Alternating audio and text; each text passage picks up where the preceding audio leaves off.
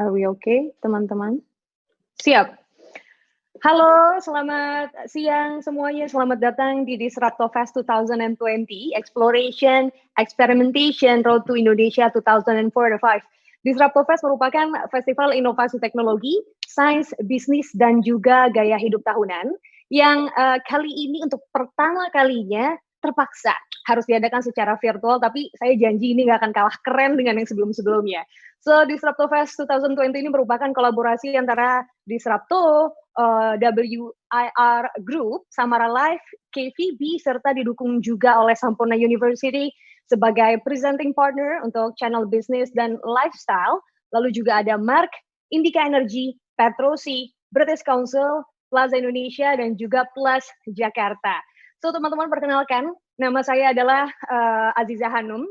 Saya bekerja sebagai salah satu jurnalis di sebuah media televisi swasta di Indonesia. Dan kali ini saya akan memimpin sesi bertajuk Mapping the Indonesian Deep Tech Ecosystem. Bersama narasumber yang luar biasa sekali kali ini. Dari tadi saya udah ngobrol cukup panjang tentang what's going on in tech industry in Indonesia. Please welcome Alfred Budiman, Managing Director Samsung Research Indonesia. Hi, Alfred. Hi Hanum, how are you? Okay, I'm good. So, teman-teman, ini adalah Alfred yang akan ngobrol bareng sama kita di sesi kali ini tentang mapping the Indonesian Deep Tech Ecosystem.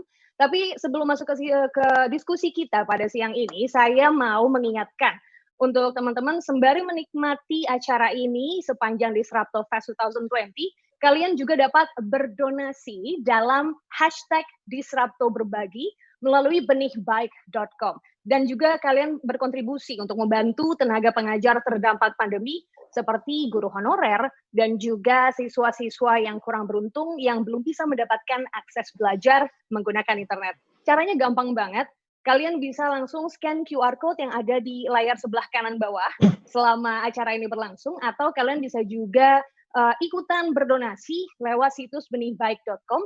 Jangan lupa pilih programnya Berbagi Kebaikan untuk Pendidikan Bersama Disruptofest. Well, selain channel yang lagi kalian saksikan ini, Tech and Science, yang sedang kalian tonton ya sepanjang beberapa saat ke depan, di Disruptofest 2020 ini juga ada channel lain, yakni Business and Lifestyle. Dan semua sesi ini bakalan diakhiri dengan, ini pasti udah ditunggu semua orang, program musik ya yang akan ada nanti malam. Sementara untuk program workshopnya juga bisa kalian ikutin melalui aplikasi Cakap. Dan selengkapnya untuk jadwal lengkap Disruptofest 2020, kalian bisa cek di Instagramnya di @disrupto.id atau di www.disrupto.co.id. Satu lagi, ini yang gak kalah penting informasinya, jadi kalau kalian mau posting tentang semua keseruan yang ada di Disruptofest 2020 di social media, boleh banget. Tapi jangan lupa juga untuk menggunakan hashtag Disruptofest 2020 dan juga hashtag Exploration Experimentation. Dan juga di tag ya ke kita di @disrupto.id. So, kita akan memulai sesi siang ini bersama dengan Alfred Budiman selaku Managing Director Samsung Research Indonesia. Judulnya seru banget nih Alfred, Mapping the Indonesian Deep Tech Ecosystem begitu ya. Talking about this, are we there yet? Pertanyaan yang menarik. Silakan Alfred. Hi, thank you Hanum. Well, let me start a bit with a simple slide. Let me take the screen. Wait a second. Here we go. So,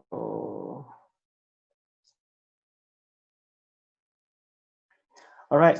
Hi, good day. And salam sejahtera for everyone, right? I mean, working from home involves a lot of meetings and webinars, well, kind of trends.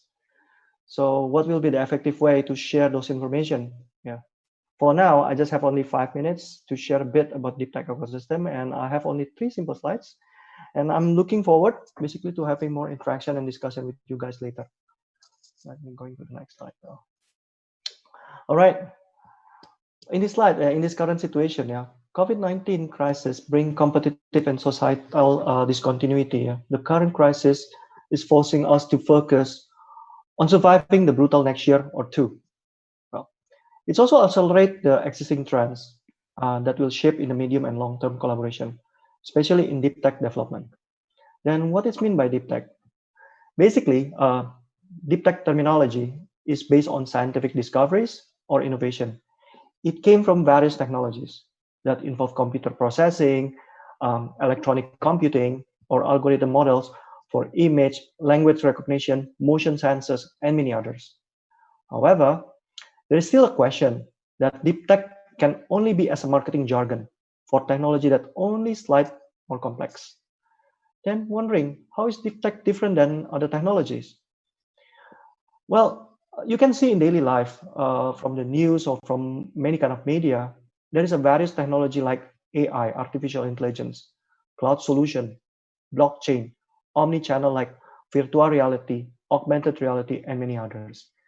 Therefore, deep tech has innovation that differentiate from them. Companies that focus on commercial standard technology or using business model innovation to create new opportunities. Well, in here, in the right slide, you can see the success and failure stories of deep tech investment, like what was happened globally in SoftBank Vision Fund, as they invested in various of startups. So some of them are a good success, but some of them are totally failure. So it will be interesting use case if that happened in Indonesian startup. With currently macro trend exploration in deep tech area, you can see how the risk, how the automation works, well, cognitive, even the AI itself. Let's move to the next slide. So in this slide, well, I just want to share a bit about situation that's supporting deep tech ecosystem that coming to the research and development areas. Indonesia deep tech research competitiveness still very basic due to low innovation capability because of number one, I can see probably that's a quality of research body. Number two, talking about the amount of fund in the research itself. Number three, collaboration between university, industry, government, and communities, or we call them as a pentahelix collaboration. Then it can be easily shown where is Indonesia now, as what probably Hanum mentioned. Are we ready? Are we ready for campaigning the Indonesia Next 4.0? Well, the background we can see as the Indonesia is the largest and the fastest growing internet economy in the ASEAN. This growth is driven by its young population, with an average age of 26 or 29, and 60% under 40. I'm not there actually. Also, deep tech adoption in Indonesia is still very high demand. That is what I call big market opportunities. So let's go to the final slide. In this final slide, I just want to tell that how this company somehow, if you see all the companies that I show it in here, when they start to learn about the market growth in Indonesia, they apply deep tech as a part of their solution, trying to increase their business valuation. Anyway, deep tech, basically, companies must help to solve many problems in the current pandemic situation and provide us with necessary resources to adopt this new normality. There are many local deep tech companies, for example, like in the education, tech education, somehow Ruang Guru is become more promising in terms of business valuation. In the fintech, CoinWorks, this one or another, NodeFlux in AI for image computing, and many others.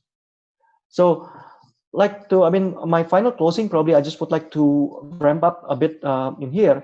The agile nature of deep tech startups means they can act very fast in the face of current pandemic situation and able to face the challenges within the new normal situation.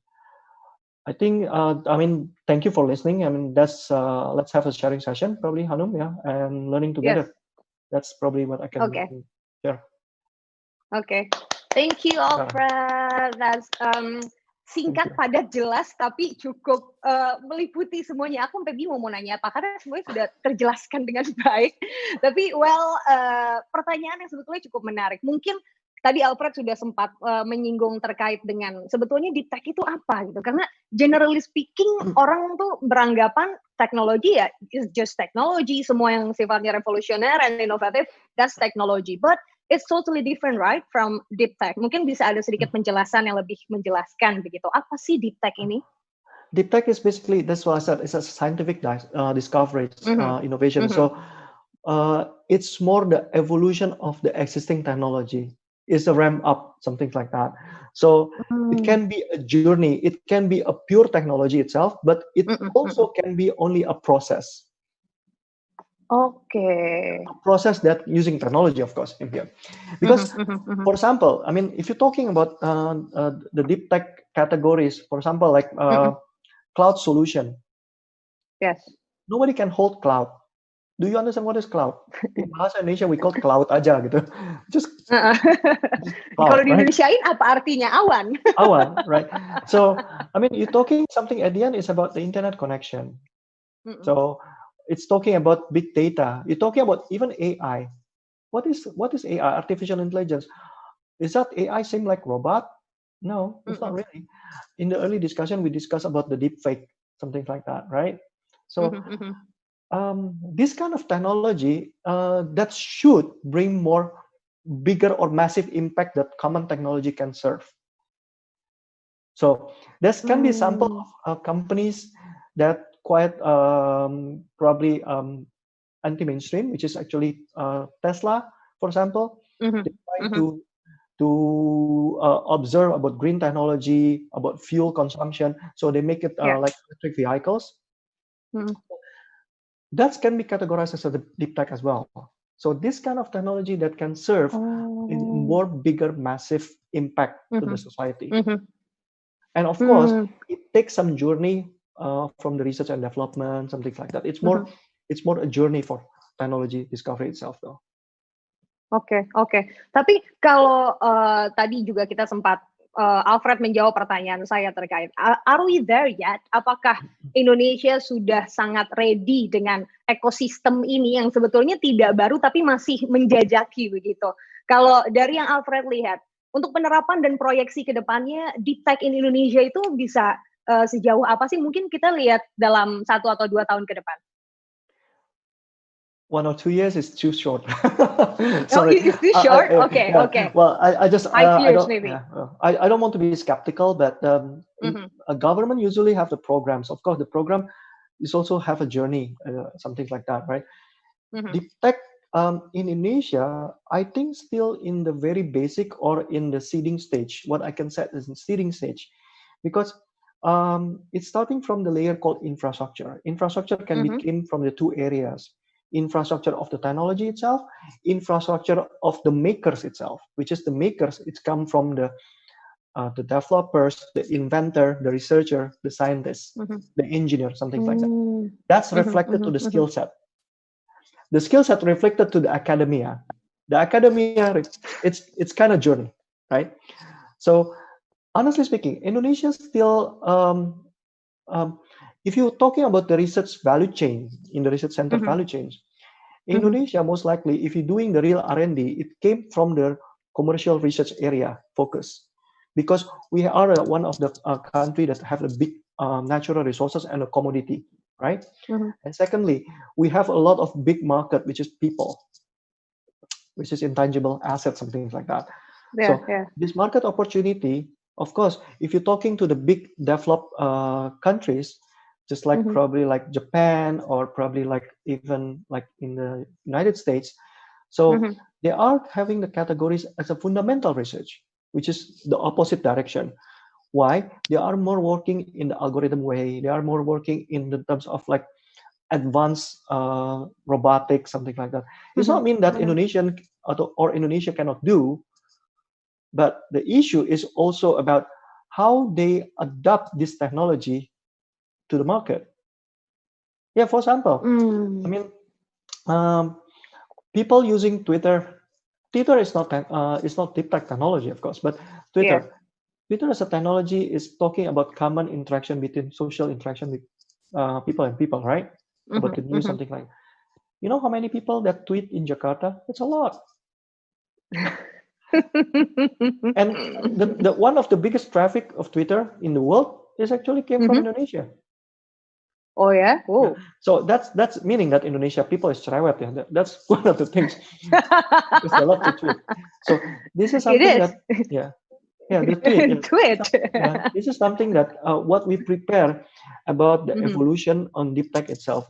the research body, what I mentioned earlier, they need really a strong collaboration actually to ensure the deep tech is running well in Indonesia. Oke. Berarti mungkin like main problem yang sebetulnya kita hadapi ini adalah terkait dengan SDM, lalu mungkin juga tadi education, ekosistemnya belum terlalu bisa support untuk memperbanyak orang-orang yang punya interest untuk masuk ke deep tech. Berarti kita masih lack of SDM sebetulnya di Indonesia ya? Well, Mas Menteri maybe talk earlier about that, but again, what I can say that we not lack of people, but we still in the learning stage. That's what I can say. Every university, every school, they're always trying to adapt and improve, right? But you're talking about 266 million of people. And secondly, with the current situation of this pandemic situation, the new normal, the reach of offline interaction engagement of education will be not an easy way. So there is another ecosystem need to be built called the infrastructure. Are we there yet? Yeah. So that will be another challenge for Indonesia though. So again, if for example, I mean, if you're talking about internet, is people having the internet probably in in Nusa Tenggara? Yeah, maybe they have it, but maybe the speed is not as fast in the big city. So that's kind of always kind of like payback. Government, industry, academic need to have a proper collaboration. So that's what I believe about deep tech. Okay. Alfred, you work in R&D field gitu, yang bisa melihat langsung bagaimana sih sebetulnya situasi pemerintah kita tuh put main concern nggak sih ke field ini, se-concern apa gitu dengan pengembangan teknologi yang mungkin kita punya banyak sekali ahli yang ada di sini, tapi mungkin tidak terjamah karena mereka lebih nyaman bekerja di luar Indonesia begitu, karena lebih dihargai atau mungkin lebih bisa mengaplikasikan apa yang mereka punya, yang mereka sudah pelajari, tapi tidak di negara kita sendiri gitu. Kalau yang Alfred lihat, pemerintah tuh sebetulnya se-concern apa sih dengan bidang ini utamanya? They are concerned. I mean, government it's definitely start to concern about these things because otherwise the competitiveness of Indonesia itself, it won't be good comparing with the neighbor country. I mean, everything have like all this kind of value change, right? I mean, yes. I keep mentioning about that because how to attract people. I mean, when back in about probably around 9 years ago, when I tried to find researchers for my lab, it's really difficult. Why? Because most of them, what I found, the researcher are attached to the academic, which is the university, or the good researchers is not Indonesia. Right? It is. Yeah, I mean, this is need to have a program not only from the industry but also government how to attract the Indonesian back to the country. That's happened actually to many developed countries like Korea, like Japan and China. They are sending more people to learn, the student to learn in the developed country, and potentially after they learn, of course, the nationalism need to be there, right? And they ask them to return back to develop the country itself. So that's things happen, and I believe Indonesia will do the same things, and it will be a good traction for Indonesian people. Yeah, otherwise I'm also not back to Indonesia now. But again, to see the opportunity how Indonesia can grow, and Indonesia, I mean, like or dislike, it can be one of the most powerful country in the world the next 20 or 30 years. So that's what I believe globally. Kita positive thinking ya, tapi terkait dengan hal itu juga mungkin ada sedikit informasi untuk teman-teman, karena tadi saya juga sempat ngobrol sama Alfred soal ini, karena ternyata ini baru banget beritanya kemarin, perusahaan-perusahaan rintisan atau startup di Indonesia ini berhasil menempati posisi teratas di kawasan Asia Tenggara dalam hal perolehan pendanaan berdasarkan laporan Deal Street Asia berjudul Southeast Asia Deal Review kuartal 1 2020. Jadi sebetulnya banyak banget investor yang trust sama Indonesia, banyak banget orang yang pengen naruh uangnya karena tahu kita sangat promising, tapi yang menjadi permasalahannya juga adalah kita kalah deal sama Singapura. Singapura like mereka punya 68 kesepakatan sama investor lain, kita hanya separohnya gitu. Jadi uangnya masuk, cuman what's next-nya itu masih dipertanyakan. Tapi saya juga yakin hal ini berkaitan dengan research and development field yang ada di Indonesia. Talking about this gitu, Alfred bergerak di bidang ini dan kita tahu R&D ini menjadi kunci utama apabila kita bicara lagi soal deep tech gitu. Tapi kalau dari pengamatan Alfred sendiri, sejauh mana sih R&D infrastructure and juga expertise yang kita punya, is it enough? Karena banyak banget perusahaan atau mungkin startup yang kurang beruntung untuk punya R&D-nya sendiri, karena ini berbicara tentang keterbatasan sumber daya untuk ada di situ. What do you think of it? Well, building an R&D is not an instant noodle, definitely, right? I mean, it takes times because definitely R&D research, it means again, it's not an instant. So it's really a journey, a learning process. So when you do a proper R&D based on the government itself or industry or even in the university, definitely it takes a creation of people. So R&D, deep tech actually is all about people. That's what need to be, bold and underlined. Why I can say it like that? Because at the end, when you're inventing something in the research, when you mentioned not many companies are lucky enough to have research and development. Of course, yes. Because it's costly. Because you're investing to people, you're investing to the education, you're investing to the journey. So it's not an easy way, and definitely a startup that only focusing in terms of revenue or something like that, it takes a hard way to adopt the technology. So, but it's not meaning it's impossible. Positively, it's possible, and I believe governments right now have a lot of programs from the ministries that having they're trying to build the incentive, they're trying to build many kind of things, even industry.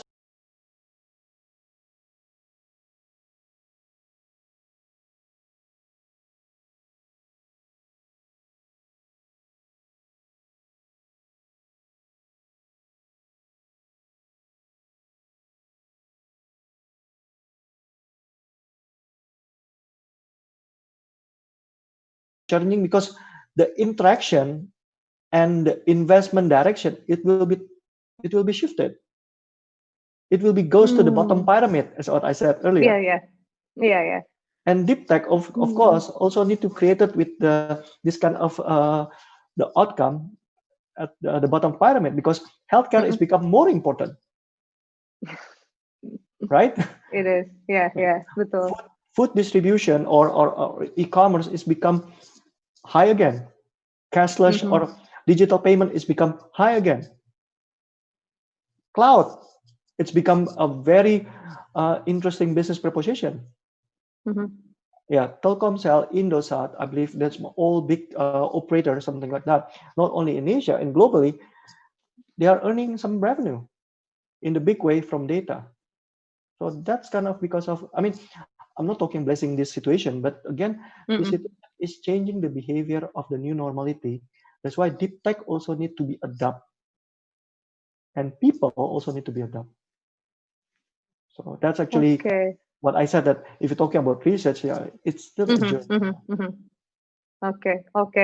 Tapi kalau yang Alfred lihat sendiri, untuk sejauh ini, like kita udah ada in the middle of pandemi, like a couple of months, orang sudah, perilaku konsumen ini sudah cukup adaptif kan ya dengan situasi ini, maksudnya with everything that cashless society yang orang memilih untuk nggak mengeluarkan uang kertas untuk bersentuhan dengan orang, lalu e-commerce juga tadi Alfred menyebutkan sekarang menjadi gede-gedean lagi, bahkan produsen-produsen elektronik like Samsung tempat Alfred bekerja juga mungkin demand-nya sekarang semakin tinggi begitu karena orang semakin melek dengan teknologi. Kita sudah way better, makin menuju ke sana nggak sih untuk bisa masuk ke dalam ekosistem deep tech ini? Yeah, indeed, that's my straight answer, yes. But again, deep tech is always evolution, right? It's not, because for me, as I said earlier, deep tech is kind of, people can say that deep tech is like kind of marketing jargon, that a common technology more complex, that they call it deep tech. Mhm. But again, actually, it's, for me, it's an evolution. So it's always evolved. If people say that, AI, when is AI, artificial intelligence, is being invented? The first AI in terms of artificial intelligence called logic thinking algorithm, Mhm. it's starting back years ago, probably about 1969, which is when Alan Turing invented the automation process to do the encryption for the, when the World War era at the times. So this is something called the history. But the names is become like a sexy names right now. A camera with AI, something. Mhm. I told you earlier about that, right? Yeah. Marketing jargon, right? It's like marketing jargon, but actually is but in the research, in terms of the business valuation, it can be a different kind of things. So at the end, need to have the proper impact to the mass market or the society. Mhm. That's what we call deep tech. Otherwise, it's just like technology with the marketing terms. Oke. Alfred, tadi ada satu pertanyaan yang saya lupa tanyakan ketika kita berbicara tentang government. Roadmap dari Making Indonesia 4.0 udah diluncurkan secara resmi sama pemerintah, dan kita juga bisa melihat deep tech ini menjadi sangat potensial untuk bisa membantu prosesnya. Tapi apakah ini cukup menjadi solusi untuk banyak sektor di Indonesia? Karena seperti yang kita tahu, banyak sekali sektor real yang masih lebih nyaman untuk menjalankan bisnisnya dengan konvensional gitu, misalnya seperti UMKM ya, kalau dalam beberapa wawancara yang Alfred pernah lakukan gitu. Apa sih kira-kira yang mereka bisa pelajari untuk mengimplementasikan deep tech dalam bisnis mereka? Well, if you're starting, like UMKM or business, when you're talking about deep tech, you're starting about simple term first, digitalization. Right? Digitalization first ya, oke. Loncat kalau ke deep tech jadinya. Well, when you're talking about digitalization, when you're talking everything that like do conventional, people like jualan warung right now with this kind of COVID situation, the restaurant and warung, they cannot open. They're selling it through Instagram. Do you call that thing as a deep tech? No, that's called digital business, right? I mean, they're using social media to interact human and human. But beyond that technology itself, when they do analytics in terms of how successful that I can sell this food or deliver of my logistic equipment or market into the cross border and ensure it's efficient, something like that, that might using the deep tech process or technology. So we might not realize how transparent the deep tech itself. But again, if you said that how Indonesia, we going there in terms of like the UMKM something, I think the push button is already there. If you're not learning the technology, if you're not starting to understand about the technology, you might not survive. Because definitely, if you want to reach the bigger market or the opportunity that you cannot unreachable because of the current situation, it's almost impossible. So that's actually the simple, straight, common. No? Otherwise, people close the business, right? Ya. Oke, Alfred. Simpelnya mungkin seperti ini. Butuh berapa lama sih? Takes time berapa lama? This thing called deep tech ini bisa diimplementasikan di semua sektor di Indonesia gitu. Butuh waktu berapa lama mulai dari masuknya, mendirikan ekosistemnya, menjalaninya? Please give me a number. Wow, that's a tough question because I believe that it might not also take one period of presidential is impossible. Oh yeah. But again, it takes. I mean, in terms of development or research itself, it usually it can be variant though. I mean, from blockchain itself, it can be like 2 or 3 years, but it's starting. But again, the technology itself is not the new one. But how you adapt the technology to the use case on the market and to the product, it can be 1 or 2 years. But to make being used to the mass market or being utilized to be more efficient, it takes some another years. You understand, right? To make realize people to use it, their education, of course, takes sometimes years as well. So again, takes a lifetime, nggak sih? yeah, I mean, government have the program. Actually, if you heard Indonesia, the era of Indonesia 2045, which is the long term of vision of Yeah. Indonesia, right? Which is even Indonesia have trying to build that kind of roadmap. Indonesia already positioning themselves based on the human resources, the natural resources, and the potential Indonesia globally in terms of the market. This also consider on the technology itself. And one of it is big technology. Otherwise, investors not seeing Indonesia as big potential. Otherwise, I don't see like Alibaba having a lot of investment in Indonesia. I don't see like Tencent have a lot of investment in Indonesia. I don't see, well, even SoftBank have investment also in Indonesia. You should do the opposite. Indonesia should invest abroad. That's what I probably, if you heard from the news, that probably Mas Erick Thohir trying to invest, make BUMN going abroad. Let's see. Amin ya, semoga ini bisa menjadi salah satu bukti nyata. Well, Indonesia nggak diinvest, tapi kita yang jadi orang kaya nginvest kemana-mana gitu ya istilahnya. Oke, well, the last question sebelum kita open Q&A bareng sama teman-teman yang udah hadir di streaming video. Kalau di Samsung sendiri seperti apa, Alfred? You guys work in R&D Samsung Indonesia. Untuk pengembangan deep tech ekosistem di Indonesia, apa yang sudah kalian lakukan? Dan sebetulnya yang bikin penasaran, bagaimana mitigasi resikonya? Well, that's really proprietary, but again, it's not a proprietary. But again, when you're talking about technology, when you're talking about research, again, as I said, it's always learning, right? It's not meaning that we are the best in terms of learning or doing AI. I mean, our research focus only on the 3 areas. Number 1, we are doing much more in data intelligence. Number 2, we are doing in IoT and cloud, which is in Internet of Things and cloud. Number 3, we are doing AI localization. In AI itself, I mean, Alfred, are you, Samsung Research Indonesia are expert in AI localization? No, AI have a lot of broad of areas, from languages, image, and everything. Even in language, we're talking about speech, we're talking about text, and many other things, right? So we're doing, of course, with collaboration with the universities. I mean, I have limited of people in my office, in my lab. So, of course, I cannot compare with many experts in Indonesia, many professors in Indonesia as well. We do the collaboration, and we try to make it local. Risk mitigation, what we're trying to do, as simple. Samsung is a Korean company.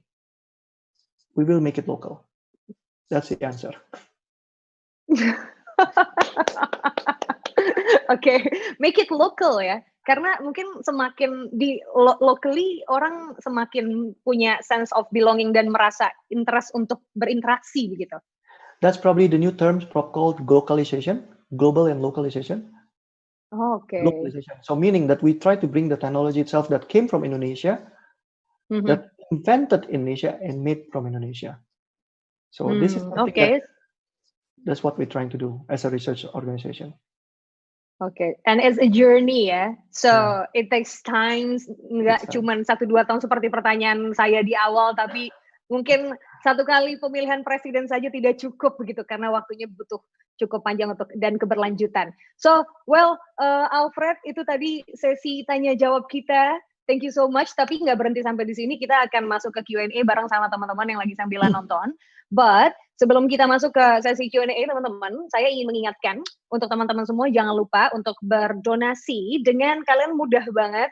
Teknologinya langsung bisa di-scan aja QR code yang ada di layar ini, kalian bisa lihat sendiri. Atau bisa langsung klik link yang ada di top komen dari chat-chat kalian ya. Bisa langsung diklik aja di situ untuk ikutan berdonasi. So, saya udah dapat 1 pertanyaan dari teman yang lagi nonton. Ini ada Max Tahalele. Jadi Max ini nanya sama Alfred, lembaga riset swasta untuk teknologi apakah yang udah banyak, lembaga riset swasta untuk teknologi apakah udah banyak di Indonesia? Dia nanya. Lembaga R&D swasta mungkin ya maksudnya. R&D swasta di Indonesia untuk Saya rasa sih sudah banyak, tapi kan again Mhm, R&D itu macam-macam area atau sektor. Ada area mhm, untuk teknologi seperti consumer electronics, mhm, uh, dan ada dua macam di consumer electronics itself. Ada yang namanya hardware, ada yang namanya software. Ada mhm, namanya research yang berhubungan dengan natural resources, which is mhm, biochemistry, biology atau bioengineering, something like that. Ada juga research yang macam-macam. Ada yang research yang mungkin berhubungan dengan human interaction, mhm, ataupun social interaction. So untuk area di bidang software, swasta itu masih belum banyak. Udah mulai bertumbuhan, yes, tapi it's not that as much because again, research and development is totally different than software house or doing mmm, like software engineering or a production software. It's totally different mhm, because mhm, it's more journey than like coding or development on the software itself though. So mhm, uh, udah mulai ada, tapi again nggak banyak. Seperti yang tadi dibilang sama Hanum juga, dan waktu saya mhm, bicarakan juga, uh, it's not having a lot of luxury for a startup to mhm, build and have their own R&D because it's very costly. mhm, And it's not an instant way to build a research organization as well. Even mhm, myself, I cannot claim that Samsung is the best in Samsung Indonesia is the best in terms of research mhm, in AI. No, we're still learning, and we have a partnership. That's why collaboration is really important with mhm, society, with community, something like that. And hardware, hardware research also not that much. Still not that much in Indonesia. It's because mmm, it's also a lot of related with the investment. How also government trying to subsidize and to attract the investor to invest in terms of to make the factory, and from the factory they have the research organization. There's also need a lot of traction. So itu PR semua orang sih, jadi saya bilang ya. Jadi kalau mhm, misalnya bilang mhm, mhm. apakah sudah untuk menjawab apakah sudah banyak atau belum, sudah mulai bermunculan tapi belum banyak. Itu jawabannya. Oke, sudah mulai bermunculan tapi belum banyak. Kita we go there ya kalau istilahnya Alfred. Jadi, Ya. tenang saja teman-teman bahwa Indonesia ini sudah cukup canggih, cuman emang takes time gitu. Oke, sembari menunggu, next question, mungkin saya punya pertanyaan tambahan lagi untuk Alfred. Startup yang udah bermain di deep tech Indonesia dengan pemanfaatan misalnya AI atau mungkin robotik yang udah mulai gitu ya, atau mungkin analitik data udah bisa kita jumpai beberapa. Tapi sampai sejauh mana sih yang tercanggihnya dan company-nya apa? Saya penasaran gitu. Misalnya ada yang pakai rekayasa genetika or something itu kan one of deep tech juga gitu ya. Sebenarnya kayak deep tech category in terms ada dua ya. Deep tech category as a Mhm, technology and research, and deep tech as mhm, a product, right? If you're talking deep mmm, tech as a product, it can be, as I said, it's like a marketing kind of things. So, mhm, but it mhm, looks like it's very advanced because it's mhm, depending on the use case. For example, I mean, ada company yang doing namanya bikin produk called chatbot. For example, ada mhm, company yang saya nggak usah sebut namanya, ada company lokal yang buat mhm, namanya chatbot. Penggunaan chatbot tersebut digunakan untuk mengimprove efisiensi customer service, which is customer mhm, interaction. Tujuannya adalah efisiensi daripada cost dari company tersebut, instead than having human interaction, so the bot itself can serve the customer and learning how to communicate in terms engage with the customer itself. That's mhm, one of the mhm, things. Ada company itu canggih atau tidak, ya definitely in one way when you do the interaction, definitely it can be interesting, right? Ada mhm, company mhm, yang doing namanya image computing or image recognition. Contohnya, kalau misalnya dilihat di Jakarta, sekarang ini ada namanya kamera untuk CCTV yang untuk melihat plat nomor, oh ya, yang untuk apakah mobil ini mobil yang tidak bayar pajak atau something like that berdasarkan plat nomor. mhm, Itu menggunakan teknologi juga called image recognition, part on the AI mmm, solution. So, mhm, lihatnya dari mana? Lihatnya dari research untuk mengenali plat nomor tersebut, which is datanya harus di-verified ke kepolisian tentunya, mhm, mhm, ataupun ataupun cuma dilihat dari produknya. Karena kalau misalnya dari produknya doang, are is it deep tech being useful for the mass market? mhm, Tentu untuk security, untuk safety itu perlu. Benar kan maksud saya kan? Jadi Iya, iya, iya. again, kalau misal dibilang canggih atau kagak, belum ada saya rasa di Indonesia yang bisa dibilang namanya breakthrough seperti halnya kalau kita ngomong big definition of deep tech company like SpaceX yang going to the beyond humankind, going to the space. Not yet from Indonesia. Benar kan maksud saya kan ya? Terus ataupun Iya, iya. Tesla yang dengan begitu significant anti mainstream ya, they're trying to reduce the fuel consumption and gasoline. They're going to all the electric and battery mode vehicles. So this is kind of deep tech as well. Indonesia still commonly as a consumer countries, but again, that's education. In electronic and consumer electronic, it can be like that. But in terms of the natural resources or bioengineering, we can be as a potential source of everything. So because Indonesia is a big country, right? So ini yang saya lihat, kalau ngelihat apakah deep tech digunakan di kekayaan alam di Indonesia, it's there, but not much yet. That's what I can read from the news as well, though. Oke, mungkin kalau boleh disambung sedikit, masih minim inovasi ini juga karena kurang ketersediaan talenta tadi kita sempat bicarakan di awal juga ya, Alfred. Lalu mungkin dukungan lembaga riset, korporasi besar gitu ya, atau entitas-entitas yang punya peran penting untuk tadi gitu. Bikin R&D itu nggak semudah menjentikan jari gitu, karena ketika kita ingin melakukan riset keberlanjutan yang inovatif begitu, butuh waktu yang tidak sebentar dan biaya yang tidak murah gitu ya. Oke, well, tapi tadi ada yang menarik juga. Ini satu pertanyaan terakhir deh dari saya sebelum kita closing.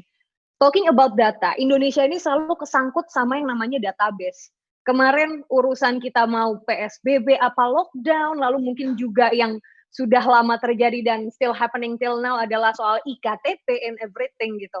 Database selalu menjadi salah satu momok yang tidak ada kelar-kelarnya lah kalau ngomongin itu di Indonesia gitu. Bahkan sampai ke daerah-daerah semua permasalahannya sama, nggak pernah punya data yang bagus untuk, maksudnya sistem pengumpulan datanya tidak pernah baik. Apakah solusi untuk bisa meng-compile semua data-data ini supaya bisa tercipta ekosistem data yang oke ya? Apakah deep tech bisa dicelupkan di situ? Karena IKTP somehow kita sudah masuk digitalisasi dong, walaupun tidak efektif gitu ya. Kalau menurut Alfred seperti apa? Mungkin kembali ke sekitar 10 tahun yang lalu, kalau misalnya Hanum juga pernah dengar namanya prepaid registration. Menggunakan handphone prepaid harus register. Handphone, ya. Itu juga nggak berhasil. 4444 itu ya nomor. Itu juga belum berhasil karena kenapa? Verifikasinya it takes sometimes. Again sih sebenarnya kalau apakah data itu menjadi important? Ya, yang bisa dilakukan untuk mengimprove data bukan hanya dari deep tech doang, tapi cuma satu kata bagi saya, disiplin. Karena percuma, karena bukan apa-apa. Sekarang yang data yang ada, kita Indonesia itu adalah negara yang banyak sekali dengan is a ocean of data. Tapi somehow datanya itu masih data manual, which is masih data konvensional, yang dimana sekarang trying to be digitalized. Nah, untuk menjadi digital tersebut kan definitely someone need to key in kan, atau someone need to clean it gitu. Sebelum data tersebut bisa diproses dan menjadi datanya jadi pintar. Bukan datanya jadi pintar, tapi service-nya akan meningkat jadi pintar. Karena mempelajari dari data history tersebut. Betul. Nah, ini saya bilang kayak IKTP segala macam, bukan masalah teknologi, teknologi is there. I mean, it's not a new technology itself. Well, people can claim it, but that's again as a marketing jargon. But for me, actually, it's about discipline. And the technology is always evolve. Right now, it's can called biometric from retina. Mungkin next, it's not only from retina. Ada macam-macam. Sidik jari nggak bisa di-apply easily di Indonesia ataupun negara-negara yang masih banyak alam itu, nature itu masih banyak, orang masih bekerja di alam. Karena kenapa? The next 10 years, sidik jari bisa berubah. That's called deep tech as well. Karena kenapa? Bisa diluted, terus segala macam. Retina, it's a lot of things. Baiklah.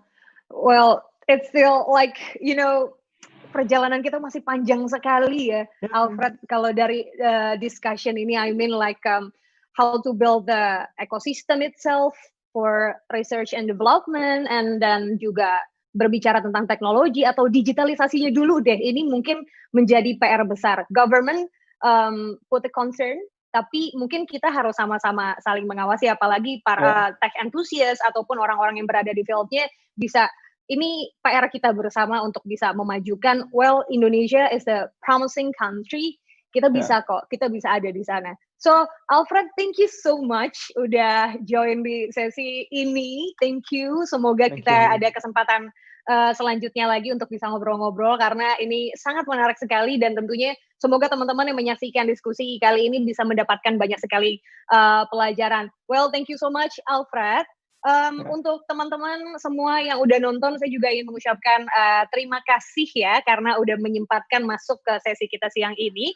Terima kasih juga untuk Video dan Cakap sebagai streaming partner, Benih Baik sebagai charity partner, serta pendukung acara lainnya seperti Sampurna University sebagai presenting partner untuk channel Business and Lifestyle. Lalu ada juga Merck, Indica Energy, Petrosi, British Council, dan juga Plus Jakarta. So, thank you so much sudah menyaksikan sesi ini. Jangan lupa untuk cek channel lain, karena masih banyak banget kemeriahan di Disruptor Fest 2020 selama 2 hari ini. Saya Aziza Hanum, mohon pamit undur diri. Jangan lupa, selanjutnya kita bakal ada sesi seru lainnya bersama rekan saya yang sudah bersiap sedia di sana. Ada Ringo untuk memimpin sesi berikutnya. So, don't go anywhere. Bye-bye.